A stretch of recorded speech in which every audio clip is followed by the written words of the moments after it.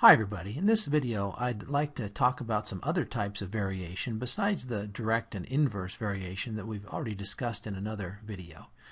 So we can extend those concepts of direct and inverse variation to other relationships like this one. It says that y varies directly as the square of x. So that means that y would be proportional to x squared. Okay, so y is squiggle or proportional to x squared. Direct variation means that it's just going to be in the numerator here, and so I would replace the proportionality symbol with y equals k times x squared. Okay, so this is your proportionality right there. That always means there's some constant that you can multiply by the x squared to get it to equal y. Or in this second example, y varies inversely as the square root of x. So that means that y is going to be proportional to, now the inverse means it's going to be 1 over as opposed to the direct variation, which isn't 1 over. And then it's 1 over the square root of x. So again, that means I can replace the proportionality symbol with y equals k times the 1 over the square root of x. Okay? The only other one that might be not entirely obvious is y varies jointly.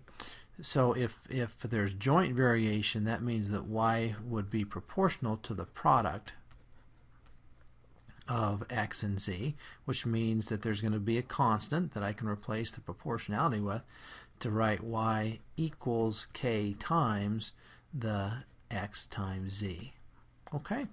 Alright, so let's look at one last example here. It says that the intensity of a television signal varies inversely as the square of the distance d. Okay, so let's write that down just in the language of proportionality. It says the intensity I varies inversely. Alright, so it's going to be proportional to 1 over, that's the inverse part. 1 over what? Well, the square of the distance, so that would be d squared. So immediately I know that I is going to equal some constant times the 1 over d squared. Alright, so typically in problems like this, you'll have some information that you can use to determine what that constant is. So in this case, it tells us the intensity is 25 watts per square meter at a distance of 2 kilometers. Alright, so my intensity right here says the intensity is 25 watts. So let's fill that in right there, and then it says that's at a distance of 2 kilometers. So I can put that in right here. So I know that 25 is going to equal my constant times 1 over the 2 squared.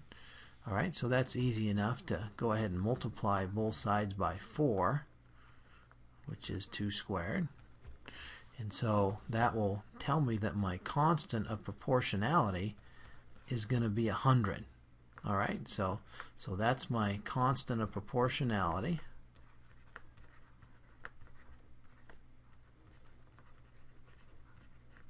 And I can go ahead then and plug that right back up here into my equation, and that will give me a relationship for the equation of variation. So now I know that the intensity is going to be 100 times 1 over d squared. Alright, so this is my equation of variation.